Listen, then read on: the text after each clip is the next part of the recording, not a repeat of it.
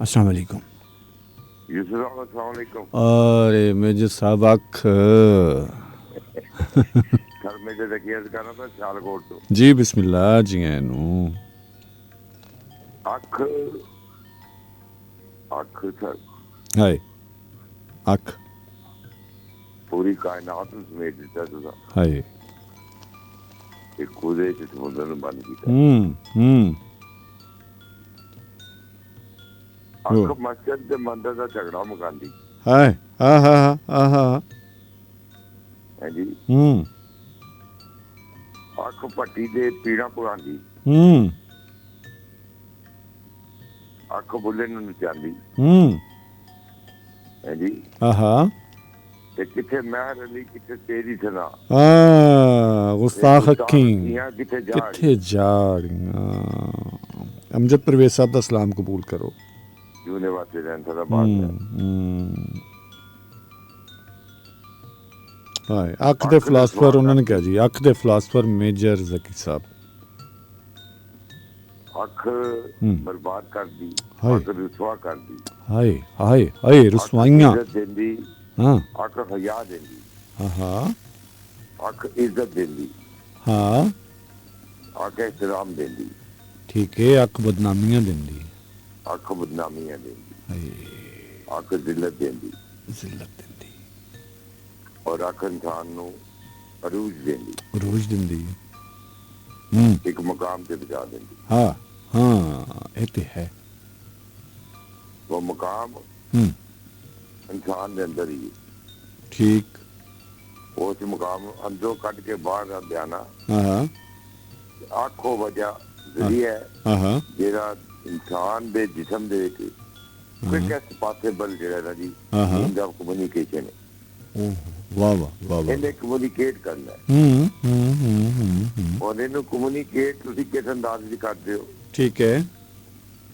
ਇਹ ਤੁਹਾਡੀ ਜ਼ਾਤ ਦੇ ਇਲਾਵਾ ਕੋਈ ਨਹੀਂ ਜਾਣਦਾ ਵਾਹ ਅੱਛਾ ਜਦੋਂ ਮੇਜਰ ਸਾਹਿਬ ਕੋਈ ਅੱਖ ਮਾਰਦਾ ਹੈ ਤੇ ਉਹ ਕਿੱਥੇ ਵੱਜਦੀ ਹੈ ਸਰ ਇਹ ਨਾ ਅੱਖ ਵੱਜਦੀ ਹੈ ਅੱਛਾ ਤੇ ਨਾ ਅੱਖ ਜਿਸਾ ਇੱਕ ਮੈਸੇਜ ਪੜ੍ਹਦੇ ਸੀ ਨਾ ਤੇ ਕਿ ਉਹਦਾ ਮੇਰਾ ਨਸੀਮ ਦਾ ਤੇ ਉਹਨੇ ਕੁਝ ਹੋਰ ਕਿਸੇ ਹੋਰ ਤਰ੍ਹਾਂ ਬਿਆਨ ਕੀਤਾ ਸੀ ਆਹੋ ਤੇ ਤੁਸੀਂ ਕਹਿੰਦੀ ਨਹੀਂ ਇੰਜ ਨਹੀਂ ਹਾਂ ਸਰ ਅੱਖ ਵੱਜਦੀ ਨਹੀਂ ਅੱਖ ਅੜਦੀ ਹੈ ਹਾਏ ਨਾ ਕਰਿਆ ਕਰੋ ਮੇਜਰ ਸਾਹਿਬ ਵਾਹ ਵਾਹ ਵਾਹ ਕੁੰਡੀਆਂ ਪਾ ਲੈਂਦੀ ਹੈ ਇੰਜ ਕਰਕੇ ਅੱਖ ਕੁੰਡੀਆਂ ਪਾਉਂਦੀ ਹੈ ਵਿਚਾਰ ਕੇ ਤੁਹਾਡੀ ਅੱਖ ਹੋਵੇ ਅੱਖ ਦਾ ਅੱਖ ਹੋਣਾ ਬੜਾ ਜ਼ਰੂਰੀ ਇਹ ਗੱਲ ਹੈ ਅੱਖ ਕੱਖ ਨਾ ਤੁਹਾਨੂੰ ਕਰ ਦੇਵੇ ਕੱਖ ਨਾ ਕਰੇ ਅੱਖ ਲੱਖ ਕਰੇ ਅੱਖ ਲੱਖ ਕਰੇ ਅੱਖ ਤੁਹਾਨੂੰ ਜਵਾਬ ਦੇਵੇ ਤੁਹਾਡੀ ਜ਼ਾਤ ਨੂੰ ਬਦਲ ਦੇਵੇ ਵਾਹ ਵਾਹ ਤੁਹਾਡੇ ਅੰਦਰ ਨੂੰ ਖੰਗਾਲੇ ਅੰਦਰ ਛੁਪੀਆਂ ਹੋਈਆਂ ਜਿਹੜੀਆਂ ਤੁਹਾਡੀਆਂ ਖੂਬੀਆਂ ਨੇ ਉਹਨਾਂ ਨੂੰ ਬਾਹਰ ਕੱਢੇ ਵਾਹ ਵਾਹ ਵਾਹ ਵਾਹ ਵਾਹ ਅੱਖ ਆਪਣੀ ਜ਼ਿੰਦਗੀ ਨਾਲ ਇੱਕ ਜੰਗ ਹੈ ਔਰ ਇਹ ਜੰਗ ਕਿੱਥਾਂ ਲੜਨੀ ਹੈ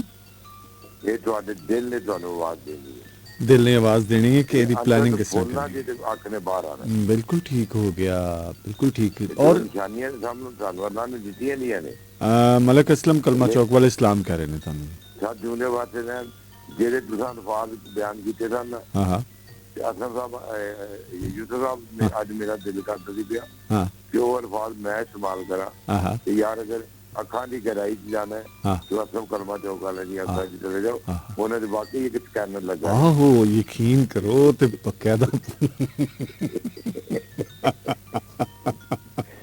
ਸਾਰੇ ਇਹੋ ਜਿਹੇ ਇਨਸਾਨ ਐਸੇ ਲੋਕ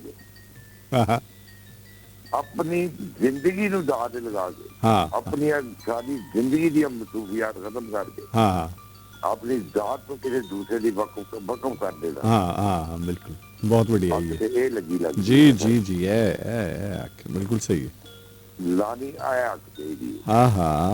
ਜਿਹੜਾ ਤੁਹਾਡੇ ਅੰਦਰ ਨੂੰ ਪਵਿੱਤਰ ਕਰ ਦੇ ਬਿਲਕੁਲ ਇੰਝ ਸਾਫ਼ ਕਰ ਦੇ ਸਾਰੀਆਂ ਲਾਈਕਾਂ ਤੁਹਾਡੀਆਂ ਕੱਢ ਕੇ ਬਾਹਰ ਰੱਖ। ਹਾਂ ਵਾਹ ਵਾਹ ਵਾਹ। ਜਿਹਨੂੰ ਲੈਲਾ ਦਾ ਜਿਸਾ ਨਹੀਂ ਕਹਿੰਦੇ, ਕਿਸੇ ਨੂੰ ਲੈਲਾ ਦਾ ਮਜਨੂ ਬਣਾਇਆ ਤੇ ਕਿਸੇ ਨੂੰ ਬੇਲੇ ਆਪਣੇ ਬਣਾਇਆ। ਡਾਕਟਰ ਮੋਹਨ ਸਿੰਘ ਮੋਹਨ ਜੀ ਜੀ ਜੀ ਜੀ ਬਿਲਕੁਲ ਇਸੇ ਤਰ੍ਹਾਂ ਸਾਰੀ ਗੱਲ ਹੀ ਅੱਖ ਦੀ ਅੱਖ। ਵਾਹ ਵਾਹ ਵਾਹ ਵਾਹ ਵਾਹ ਵਾਹ। ਮੇਰੀ ਸਮਝ ਦੀ ਤੂੰ ਐਨੀ ਸਾਰੀ ਗੱਲ ਆ। ਉਹ ਖੈਰ ਤੁਹਾਡੇ ਦਮ ਦੀ ਮੇਰੇ ਸਾਹਿਬ। ਮੈਂ ਕਹਿੰਦਾ ਸਰ ਮੈਂ ਸਰਦਾਰ ਅਸਮਤ ਸਾਹਿਬ ਦਾ ਬਹੁਤ ਜ਼ਿਆਦਾ ਸ਼ੁਕਰਗੁਜ਼ਾਰ ਹਾਂ ਜੀ। ਬਿਸਮਿਲ੍ਲਾ ਜੀ। ਮੈਂ ਬਿਲਕੁਲ ਇੱਕ ਮੈਨੂੰ ਇੱਥੇ ਹੀ ਬੈਠ ਲੱਗਾ ਸਿਆਲਕੋਟ ਬੈਠਿਆ ਤਾਂ ਪਤਾ ਲੱਗਦਾ ਕਿ ਮੈਂ ਬਿਲਕੁਲ ਲਾਹੌਰ ਰੇਡੀਓ ਤੇ। ਔਰ ਬੜੀ ਮਾਸ਼ਾਅੱਲਾ ਸਾਫ਼ ਆਵਾਜ਼ ਆ ਰਹੀ ਹੈ ਤੁਹਾਡੇ ਰੇਡੀਓ ਦੀ ਨਾ। ਮੈਂ ਵੇਖਿਆ ਕਿ ਜਦੋਂ ਤੁਹਾਡੀ ਕਾਲ ਮਿਲੀ ਔਰ ਪਿੱਛੇ ਚੱਲ ਰਹੀ। ਦੂਸਰਾ ਮੋਬਾਈਲ ਜੇ ਮੇਰਾ। ਅੱਛਾ ਮਾਸ਼ਾਅੱਲਾ। ਬੜੀ ਉਹਨਾਂ ਨੇ ਆਪਣਾ ਮੋਬਾਈਲ ਰੇਡੀਓ ਕੇ ਰੱਖਿਆ। ਅੱਛਾ ਮਾਸ਼ਾਅੱਲਾ ਮਾਸ਼ਾਅੱਲਾ। ਬਹੁਤ ਪਿਆਰ ਕਰਨ ਵਾਲੇ ਦੇਖੋ ਸਰ ਤੁਹਾਡੇ ਨਾਲ ਲੋਕਾਂ ਦਾ ਪਿਆਰ ਮੁਹੱਬਤ। ਖੈਰ ਹੋਵੇ ਜੀ, ਖੈਰ ਹੋਵੇ, ਜਿਉਂਦੇ ਰਹਿਣ, ਬਹੁਤ ਮਿਹਰਬਾਨੀ, ਬਹੁਤ ਮਿਹਰਬਾਨੀ, ਸ਼ੁਕਰੀਆ ਜੀ। ਰੱਬ ਰੱਖਾ ਜੀ, ਰੱਬ ਰੱਖਾ।